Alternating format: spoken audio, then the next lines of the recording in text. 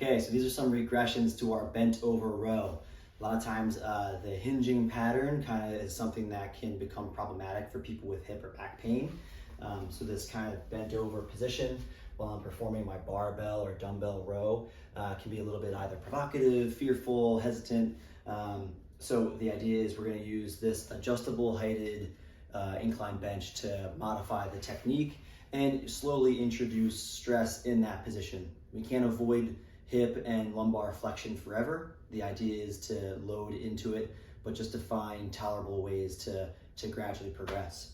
And the incline bench can be a great little tool to use that. So instead of the unsupported double arm bent over row, we're gonna use the bench here to allow some stabilization in more comfortable positions. So let's just say I can hinge, but I can't quite hinge much farther than here. I'm gonna stay in a comfortable range and use the bench to modify my height. So I can use my hand here to stabilize my trunk, takes a lot of stress off the posterior chain and my erector spinae.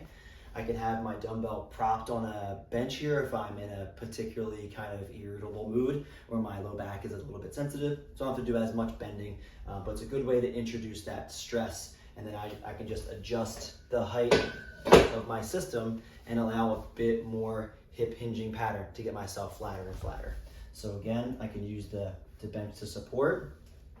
I'm in my bent over position, and I can do this single arm and just continually repeat the repetitions unilaterally.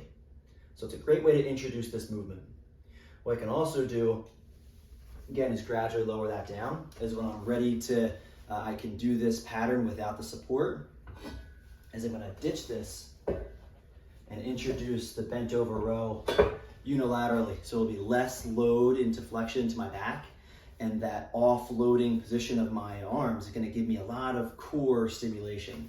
So again, I can do the bent over row unilaterally using one arm here.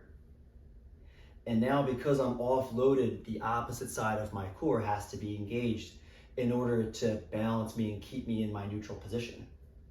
So it's a great way to, one, unload the spine, give a little bit more core stabilization with that offset position, and gradually build into the tolerance. We can come back to this bench again when we're ready to progress to two-armed load, but we're still not quite ready to engage from that hip hinge position. I can use the bench again to establish my good height. I can put a towel down there, and I'm going to use my forehead to support myself here. And now obviously I need to do some prerequisite neck strengthening drills, but this is a nice position where I can kind of use the tactile feel from my anterior chain, my upper quarter here, to deload my low back. You can see it's a much more comfortable position for me to maintain that hinge pattern in. So again, propping up towels here and using that graded system, taking advantage of this adjustable height to get me down into that position. So good ways to kind of start off from a supported position, you know, on your knee is another way, but in order to be a bit more specific to your painful pattern, it's a great way to introduce that bent over row.